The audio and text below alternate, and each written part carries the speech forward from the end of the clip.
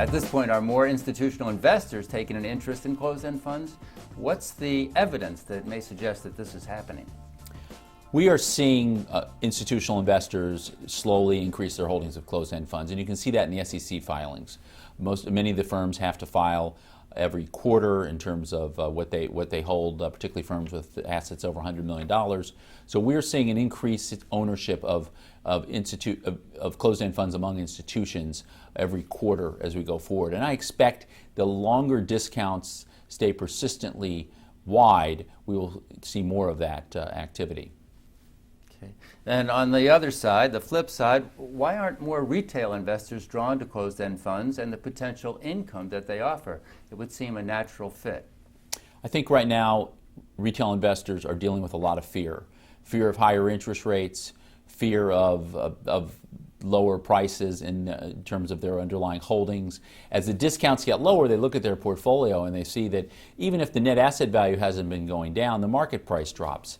And there is a tendency to get out of funds when they're dropping in price, so that they hit the sell button. You also layer in some more recent events, such as what's happened in the MLP space. You have some funds where the underlying NAVs are down considerably because of what's happened in the energy sector, and some retail investors are really scared of what they're seeing there, and it's causing a bit of selling really across asset classes, even in funds that have nothing to do with any of these other events that are taking place in the markets.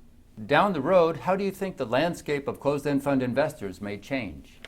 I think as we go through the remainder of 2015 and into 2016, I think we'll see an increasing change in the shareholder base from retail investors to institutional investors. And this is a gradual, slow process, but I think looking at the median discount in closed-end funds in excess of 10% really creates a lot of opportunities. There's many really good funds trading at discounts of 11, 12, 13, 14, 15% right now.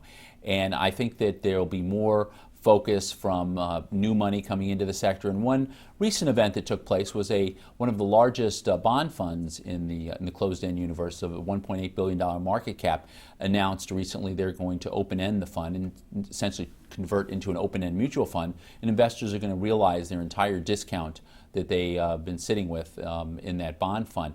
And I think the fact that there was activism that took place, there's been some relaxation in SEC rules to allow more shareholder activism, and I think that will bring in some new money that realizes that that not only do the funds have value, but there could be an upside if you have a positive event that might narrow the discount in the future.